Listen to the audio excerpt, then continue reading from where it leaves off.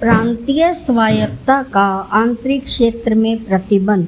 आंतरिक क्षेत्र यानी कि अंदरूनी, जो आंतरिक यानी कि जो कोई भी शासन है उसके एक तो बाहरी जनता प्रत्यक्ष रूप से और अप्रत्यक्ष रूप क्या होता है, आंतरिक रूप। इस प्रकार प्रांतीय स्वशासन पर बाहरी प्रतिबंध तो थे ही, आंतरिक क्षेत्र में भी यह पूर्ण नहीं था।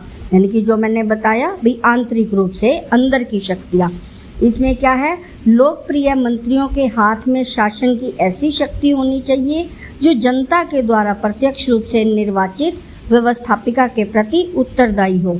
इसमें ऐसे कई आधार हैं जो इसे अपूर्ण सिद्ध करते हैं। फर्स्ट, प्रांतीय स्वायत्तता यानी कि प्रांतीय स्वशासन की भावना के अनुसार ब्रिटिश शासन द्वारा नियुक्त जनता के द्वारा अनुत्तरदायी गवर्नर को केवल अध्यक्ष रूप में कार्य करना था।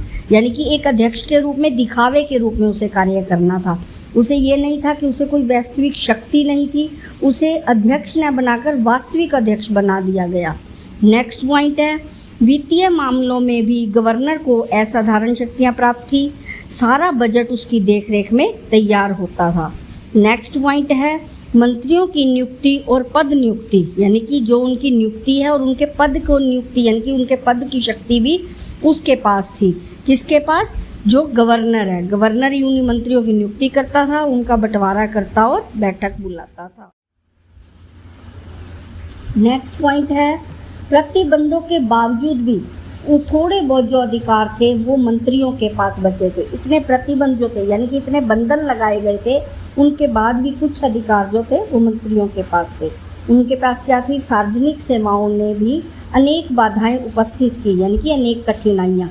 इस कारण स्वैधानिक रूप से मंत्रियों का सेवाओं पर कोई नियंत्रण नहीं था। वे सीधे गवर्नर से मिलने के आगे थे, यानी कि सारी शक्तियाँ किसके पास थी? गवर्नर के पास थी। इसी प्रकार राजेंद्र प्रसाद ने भी एक डेफिनेशन दी है। उन्होंने कहा है, सेवाओं की इस स्थिति के कारण उनके द्वारा अपने अधिकारी मंत्रियों की नीति अवज्ञाओं की अवहेलना की ही नहीं की गई, बल्कि ऐसे गत्यारोप उत्पन्न हुए जो मंत्रियों के लिए अपयश के विषय थे, और इस अक्षम और अनुभवहीन मंत्रियों को सत्ता का हस्तांतरण करना गलत है।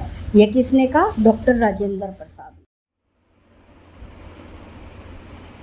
इसी प्रकार प्रांतीय स्वायत्तता का आचरण क्या है? 1937 के चुनाव, 1935 अधिनियम है तो 1935 में यह बना और इसमें 1937 में चुनाव कराए गए।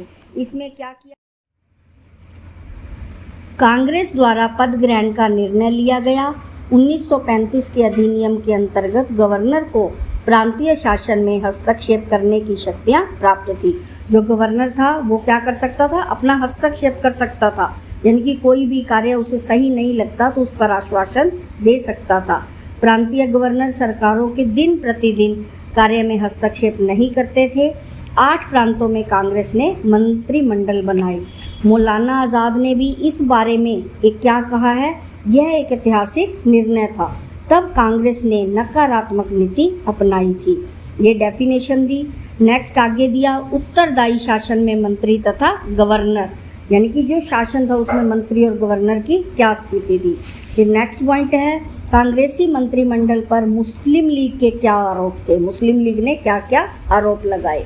फिर नेक्स्ट इसमें दिया है, कांग्रेसी मंत्रिमंडल की सफलताएं क्या थी? क्या क्या सफलताएं थी? 28 महीनों में जनता की प्रशंसनीय सेवा की।